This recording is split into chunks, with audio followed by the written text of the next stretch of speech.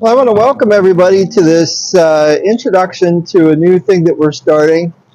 And to be honest, this is, I have an existing channel called Behind the Wheel with Chad, but I want to start a new thing at the advice of a good friend of mine who's also our church pastor. And that person who knows who they are. And for people who watch me, I'm also part of a podcast called Uplift through the Fulcrum Center.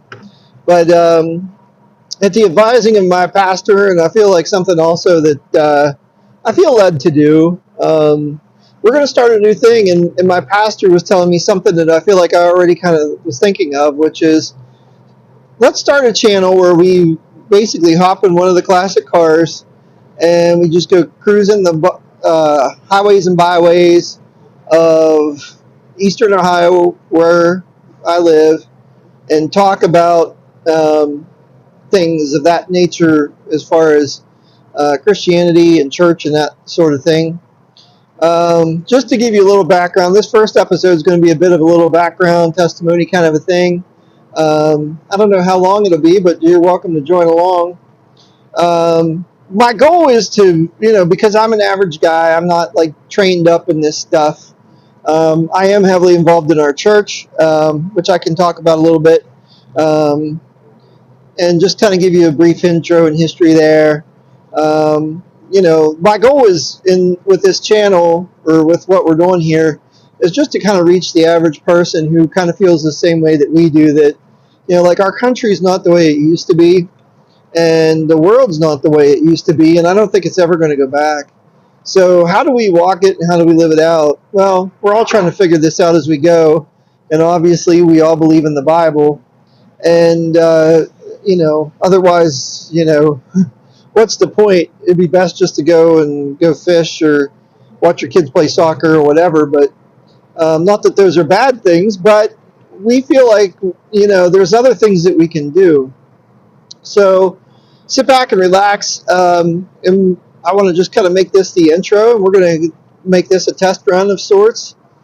So a little background and history with me. I've been posting just walk around car videos for a few years now on my channel, and I've shown some work I've done to the cars. I have a 1956 Chevy 210, and I have this 1949 Hudson. I've been into classic cars since I was in high school. Been a member of a little local car club since high school, and always enjoyed mechanical things and working on the old cars and working on tractors and four-wheelers and whatever. I enjoy turning wrenches. But I've also been involved in the church ever since before I got married. My wife and I just turned 25 years this year in our marriage. My wife and I, we were not able to have children for medical reasons. That was a major impact in my life, just to be honest. I've fought depression and anxiety even when I was young. And now as I get older, it's kind of like gotten a little bit different because, when I reach middle age and practically all the people and friends that I know all have children and we don't. So it's been a little bit awkward and weird. But, this is life and things don't always go the way that we plan. I mean, not that it's not part of the plan, but it's not part of what we plan. So we just have to kind of roll with it and walk through these things. We all have our stuff. So I mentioned my wife and I have been married for 25 years now. We've been going to the same church now for those 20, well, she's been going for, gosh, probably 30, 35 years. And hold on, I have to pass a truck here. You're going to see live and raw.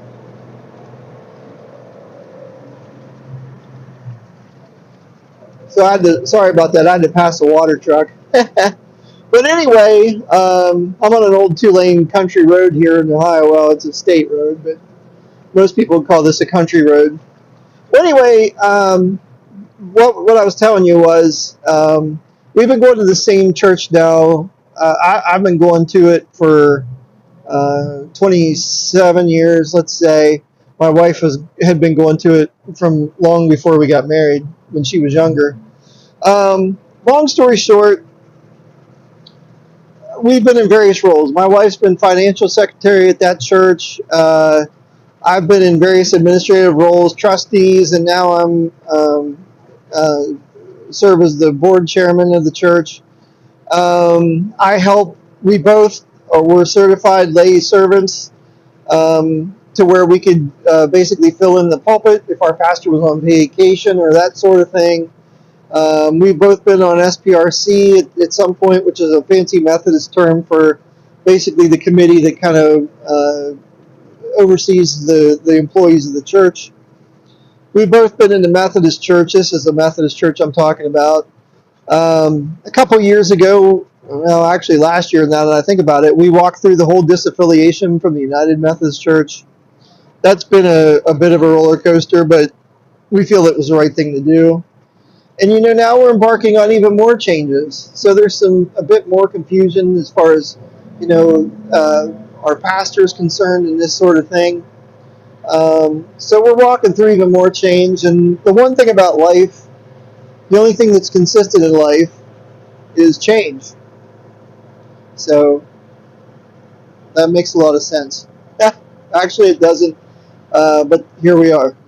So, one thing, my pastor and I, we've noticed, and I feel like a lot of people feel like, is the world is a much different place than it was years ago. And personally, myself, I'm strongly gifted in prophetic and teaching. Um, we've, over the last couple of years, kind of taken those um, gifting tests, the spiritual gifting tests. And that's how I shook out, which makes sense. I'm kind of an introverted person. I kind of like to be to myself, and I like to study on things and read and that sort of thing, and work in the garage and turn wrenches. In my professional career, I'm an estimator in the commercial construction industry for a very large company, and I've been doing that now for 26 years as well. You guys are going to get to see me shifting gears in this car. It's a 1949 Hudson with a 3 on the tree and a flathead 6.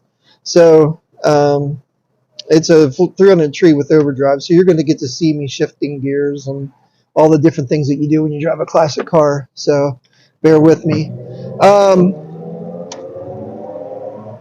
And I'm going through not going through stop signs, but going through intersections and things like that. Well, anyway, so in my professional career, I've been very fortunate. I've worked with this same company for 26 years, worked my way up through the ranks to a title of vice president, and oversee a department, actually 2 departments of employees. I've been very fortunate. I've been very blessed. I'm like everybody else. There's no day at the office. It's super easy. And work is work, and it's a thing. But I've been very blessed and very fortunate with my career. I've got a lot of good people that I've worked with over the years, both worked with and worked under as far as ownership of the company. And I've got a lot of really good young people working for me now, and I'm super blessed. And these people are great. I love all the people that I work with.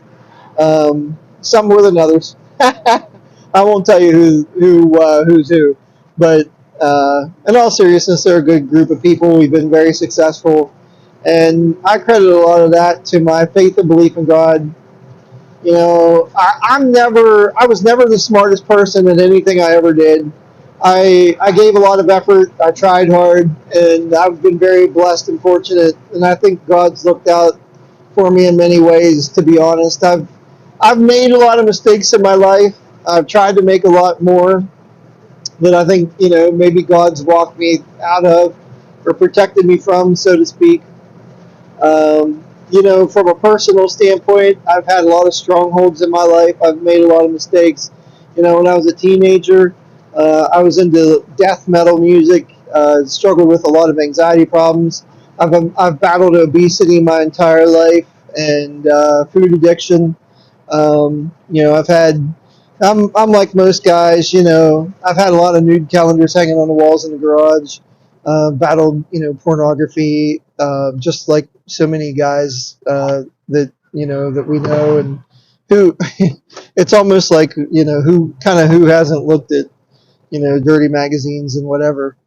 It's just the way it is. But the thing about it is if you have a belief in God, I apologize. I don't know what this audio is going to sound like with all the cars going past. I'm in a red light right now in a little town. We're going through it now. It's turning green. We'll see if we get through it. But anyway, here's the thing.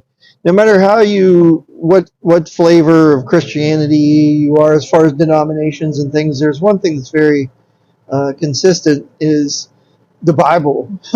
So, God forgives those who come and seek Him. So, that's an important thing, is that no matter what denomination you are and that sort of thing, if we seek God, He forgives us. It's really clear. So do that. That's what I do. And we got to work our way through these strongholds and things like that, and the things that hold us back. For me, it's eating habits and obesity. Whenever I get in stressful situations, I go for food. That's always been my thing. I've never been a drinker. I've never had a desire to drink. I've watched alcohol ruin a lot of people's lives, including some in my family. So, to be honest, alcohol has never been a thing for me. It's always been something that I've actively avoided. It's not that I'm better than anyone else. It's just I've seen the destruction firsthand there, and I don't want to go there. But I've replaced that with food addiction and food. So that's a thing. Man, this is a long red light. You're going to get to see this. This is kind of part of the gig. I thought that if I went this way, it would be kind of like fun cruising on a country road. The one thing about these old cars is they don't come with air conditioning. Air conditioning is winding down the window and cracking the vent window. I don't want to crack the vent window because it would probably cause a lot of air to go across the microphone. But so anyway, and back to the church, and a little bit of my bio with our church. We've been through a lot of things over the years. We've had ups and downs. We've been through really bad financial times. We've gone through a lot of pastor shakeups and that sort of thing. There's a lot of things we've gone through, to be honest, that we've lived through and walked through and learned from.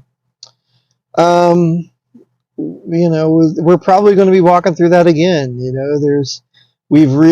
Our church personally is really we reaffiliated with the Global Methodist Church. There's some stuff there. The pastors have to kind of walk through a lot of classes and doctrine things to be ordained, and that's tough for some pastors. They don't always necessarily agree with some of it, and I won't get into all that. But the bottom line is, it's no walk in the park to be involved in churches and things like that sometimes, but it's usually worth it as far as being connected to a church family. It's absolutely worth it, no matter what happens, to be have a good, solid relationship with God and read the Bible. There's no doubt that that's worth it. It's just when you're in part of a church denomination, that's a little bit of a difficult thing sometimes because of just the kind of like political doctrinal stuff.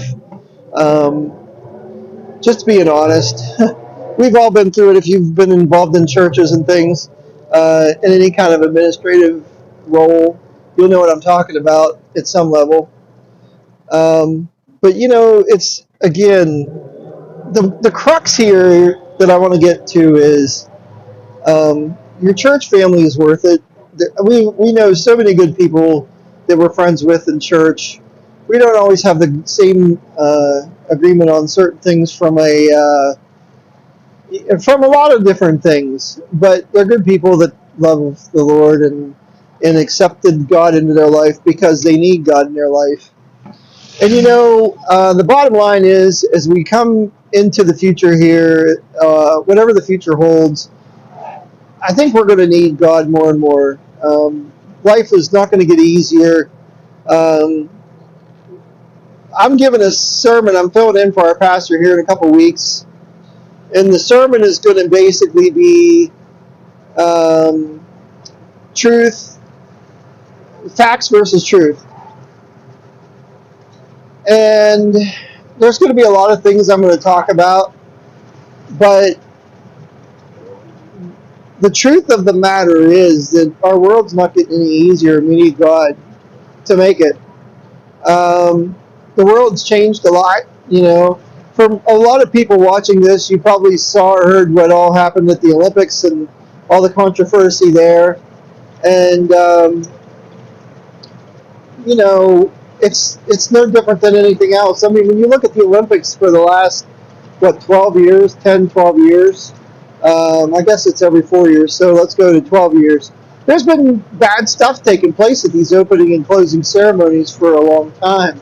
And, you know, they talk about it's art, you know, it's like an art, and they're expressing that in the culture of the country and all that sort of thing in the Olympics.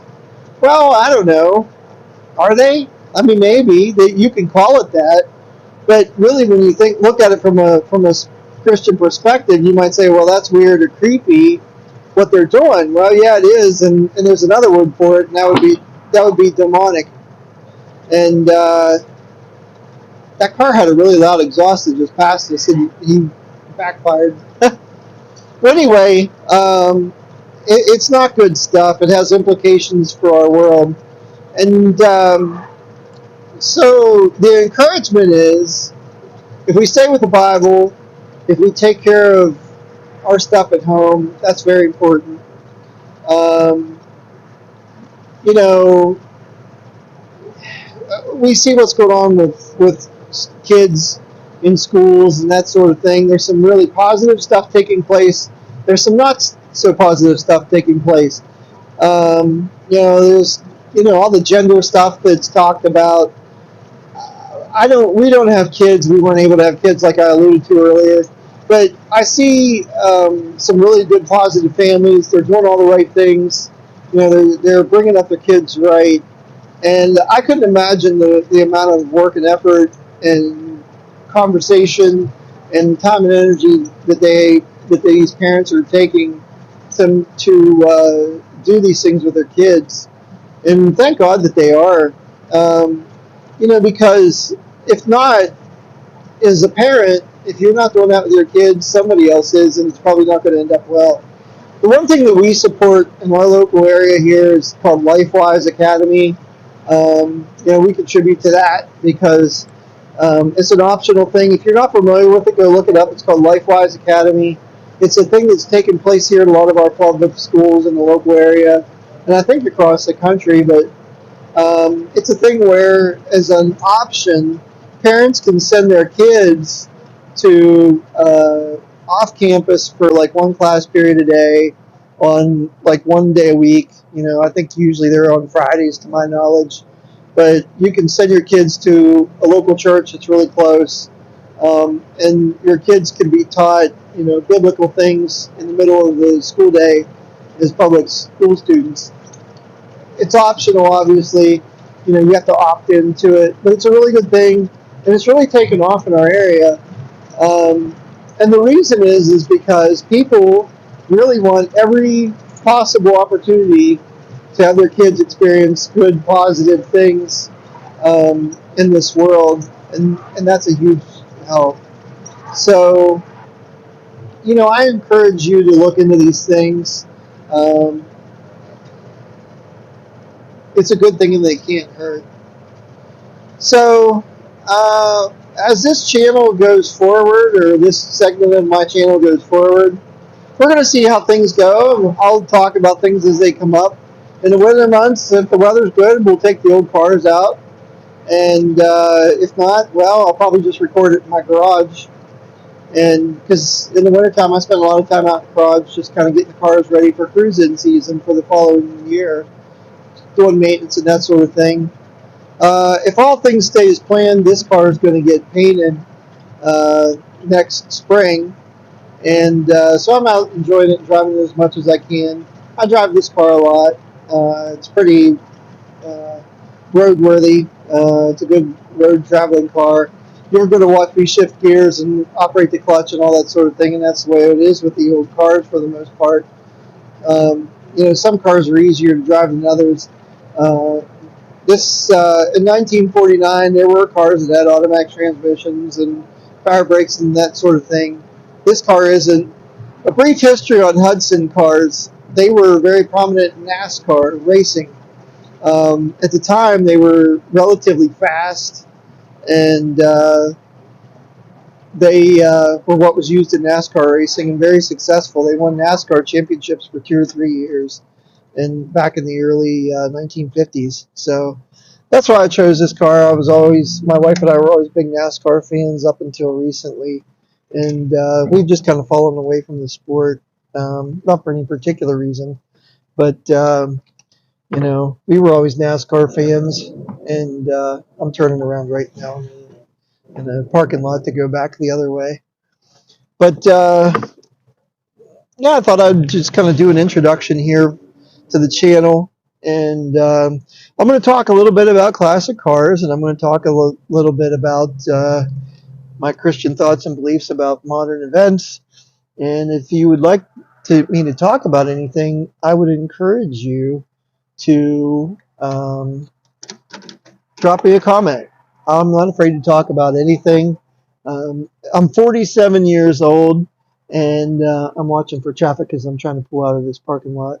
But I'm 47 years old, and the older you get, if you're younger than 47 years old, if you're older than 47 years old, or if you're 47 years old, the one thing that you'll learn is that you've experienced a lot of embarrassment in your life in various ways and aspects. So I'm not afraid to talk about anything, theologically or life. And I think it's important because it's good for young people to learn from older people, ask questions, not be afraid to ask questions about career or our Christian beliefs or, pretty much any topic. It's good for people to kind of, give a helping hand down to the younger generation and not be afraid to have conversations about controversial subjects in our world. One thing I will say too, my dad was a great role model for me. Dad and I had lots of conversations about things, some more than others. Dad was not afraid to give good, solid advice. Um, and my dad passed away now 7 years ago. I really miss my dad, but I carried forward a lot of information, that he taught me. He taught me how to work on the cars. He taught me how to do construction stuff. He taught me a lot about life. I didn't agree with 100% of everything my dad said and did, but he was a good man. He was not perfect. I'm not perfect. And that's the way life is. We do the best we can. We make the best choices that we make. Sometimes we screw up, and we move on, and we ask for God for forgiveness. That's kind of my thoughts and strategy on life.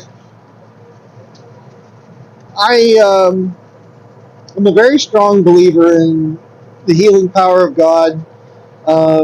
God has kind of led me on a journey to study the topic of supernatural healing.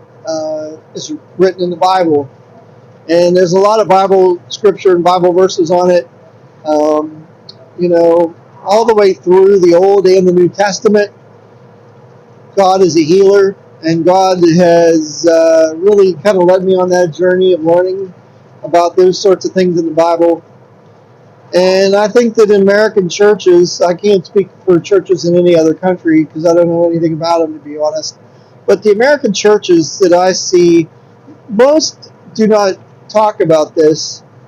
And especially after the virus that happened a few years ago, I think it's more important than ever that we study these things and learn these things because, frankly, I don't think they're done throwing viruses at us. That might get this canceled real quick on YouTube. But I don't think they're done,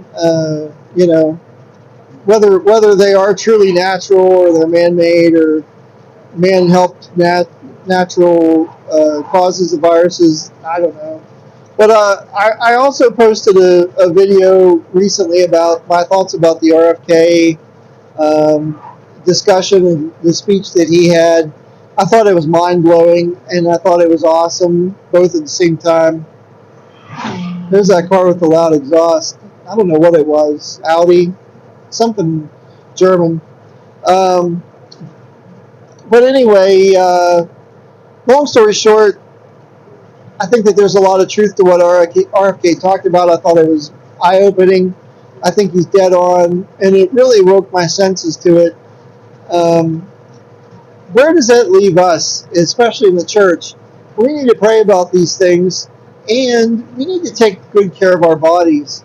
And there's a lot of people with a lot of different beliefs and thoughts on the matter, but I think that we're supposed to be eating natural food. What that looks like for each individual person, that's up to you. But I think we're supposed to be eating natural food, not this highly processed chemical garbage that we've been eating, me included. That's been a huge part of my life, probably not for the better. You know, I drink Diet Pop like a fish. That's not good. There's tons of chemicals when you look at the label. You know, all these things are not good. I'm not some kind of far off the wagon person saying that we shouldn't be using plastic and all that sort of thing. It's probably not good for us for certain. And I'm sure there's tons and tons of research that tells us that. But we have to be practical as well and find some kind of balance that works for you. And then we have to leave the rest to God. You know, along with the healing beliefs, I find myself, it's funny, we've been Methodists. In my case, I've been a Methodist for 26, 27 years or whatever. But it's funny, I feel like I'm much more Pentecostal um, than Methodist. And, you know, I believe in God's healing power, supernatural capabilities of healing, and that sort of thing. And you don't hear that talked about in most Methodist churches. If you want some good resources there's a guy. There's so many. I mean, Andrew Womack, who's the head of Charis Bible College out in Colorado. Andrew Womack's got an awesome ministry. He's been doing this since 1968, and he's a legitimate, true blue, red-blooded American Christian man who really has an awesome um, testimony and ministry. I follow him a lot. And Jim Baker, there's a pastor of a church in Powell, Ohio, or out in Central Ohio, called Zion. His name is Jim Baker. He's an awesome uh, Pentecostal pastor that I really enjoy his teachings. He did a series, I think 30 some weeks in a row, about Jesus' healing power. I really listen to him and believe in him. And why? You know, I'm a car guy. I grew up, like I said, I grew up listening to death metal music, and Christianity was the first thing from my mind. So why am I? You know, a lot of people look at me like some kind of weirdo or like, you know, make fun of me or whatever. But again, at 47 years old, um, I just don't care anymore. And especially when I see what's going on with our country, I think more of us need to speak up and speak out. And, you know, none of us are going to live forever. And I want to be right with God, because that's one thing, you know, my dad and I talked a lot about, and especially as he got older and, you know, his body started to fail him, he and I talked more and more about that. You know, he said, basically, this is the preview of coming attractions, and that, you know, this is basically a test, is his view on Christianity, is that, you know, God put us here to see how we would do, and his perspective was God would put us on this earth to see how we would do, and to see whether or not we passed the trials and the tests here, and that we would be accepted by Jesus, and whether we accepted Jesus. So my hope is to do that. That you know, not everybody believes that way, but I am hopeful. I certainly hope that this isn't it. That, you know, sickness, disease, headaches, and going to work every day is the end result of what we were created for. I mean, if that's the case, well, I certainly hope that's not the case, to be honest with you. Um, but we all have different thoughts and beliefs. And if people make fun of me, or if the guys that I work with watch this and think it's funny or whatever, well, so be it. I'd rather be made fun of for this than something else. I'd rather be, um, you know, be made fun of for this than for whatever reason. And people are going to make fun of people no matter what. I've been made fun of my entire life for being overweight and for every other reason you could think of. So, I guess the older you get, the less you care what other people think, to a point. Not, I don't mean that in a bad way, but people are going to talk about you and say things and have opinions about you, irregardless. So I hope that they have good opinions and that they appreciate the reason why I'm doing this. It's because I care about the young people in our country, and I care about our country, and frankly, I care about people's salvation. Because if it's really true that if it's really true, which I believe it is, that there's an afterlife and there's an eternal life, then it's important that people know about it. And the one thing about the Bible, say what you will, there's people that say, it's a storybook, it's mythology and all that. Well, the one thing about the Bible is it's a storybook and a mythological book that everything came true. So, like if you read Harry Potter, or if you're a fan of Star Wars or whatever, the thing about it is the Bible is the fairy tale book where everything is absolutely proven to come true. When you look at history, I mean, all those people who were in there, they walked the earth, and Jesus walked the earth and lived, and all those things are documented. And when you go back to the Old Testament thousands of years ago and you read about the prophecies, they all came true. So you could say that the Bible is a fiction book or whatever, but if it is a fiction book, then all the things that it wrote about in the future all came true. So take that for what it's worth. That's my outlook and opinion on it.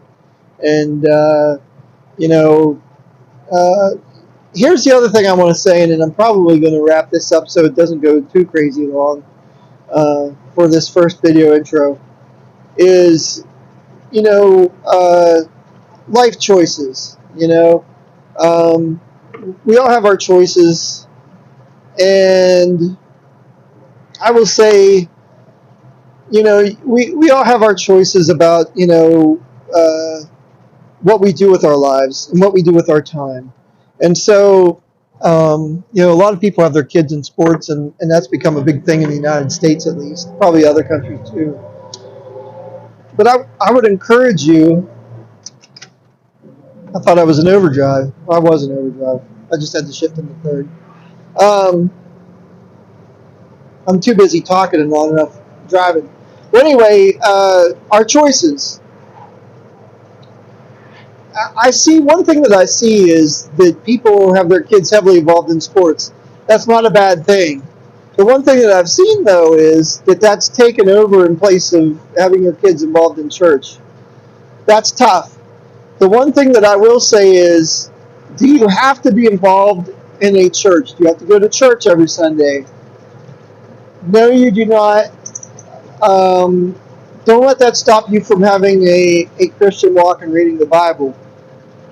I do say that you need to find a balance. I think, in my personal opinion, you need to find a balance. So if your kids are involved in soccer and your kids truly involve soccer, I would not rip them out of soccer to take them to church against their will and create animosity between your kids and God because they feel like they have to miss soccer for God. That's going to be controversial. But I would rather see you and your kids have a relationship with God than not. So, as a person that goes to church almost every Sunday, and I help in our church service and that sort of thing, that might be a little controversial for a lot of people. A lot of church pastors, if church pastors watch this video, they might cringe and scoff at me and say, how dare you say that? Well, I don't mean it the wrong way. Here's the thing, I'd rather see people have a relationship with God than not. And I would rather see people have their kids involved in church, other church activities. So maybe if your kids are super into sports and softball and soccer and whatever, and they, the soccer organization or the junior sports organization has all that stuff, and they do it on Sunday mornings, and you're torn, you know, and your kids are super into it, and you feel like it's going to be an adversarial kind of situation. Maybe you organize a different Bible study event or something like that at a different time of the week that works for you, and you can fit both in. At some point, though, I think we all have choices to make and priorities. Um, I think that that's going to become a point at some point in our lives. Um, Again, I'm prophetically gifted, and what does that mean? Well, we can talk about that more at some point in the future. You can look it up, but prophetic means that um, we hear from God and speak it forth. That's basically what the prophetic gifting is. And so, what am I telling you? I'm telling you, well, you can see what's going on in your world today, and it's only going to become more and more that things are going to become more and more controversial as time goes on, and that we're going to have choices to make and all that sort of thing. And a lot of these choices are going to be difficult, and they're going to involve your livelihood and salvation, especially in America, probably in all countries in the world, but especially in America, I'm talking about. Um, we're going to have choices to make, and things are going to get difficult. Things are not going to probably get better. Um, in some ways, maybe they will for a period of time, but in other ways, not. The good old days, the 1950s and 1960s, those glory days are probably done. Um, but that was the one last thing I wanted to leave with you is just that have a relationship with God, however that looks. Don't yank your kids out of the things that they enjoy overnight. Don't force them to make yes or no hardcore automatum decisions, but introduce them to biblical teachings. Introduce them to God very gradually, and explain to them who God is to you, and start walking out the Christian lifestyle if you have this belief. Just start gradually walking it out is comfortable for you. It took me years. I've been going to church for years. I would have never dreamed of recording something like this for the first 20 plus years of my Christian walk. I would have never dreamed of recording a video like this and putting it out there. I gradually made more and more choices to choose living out a daily Christian lifestyle, and I'm still far from perfect. I still use swear words at work sometimes. I'm not proud of it, but I still have anger. I definitely still have eating issues. Thankfully, I no longer have pornography issues. Not that I don't like looking at beautiful women, but I don't make it a thing anymore. I just, I'm like every other guy. I'm tempted, but I don't, I don't dwell on it. And so we all change in life. We all make changes. We all try new things. Diets and eating habits and sleeping habits and hobbies and friendships and that sort of thing. And we all kind of walk different walks and try different new and different things. So my point is, walk it out. Take your time with it.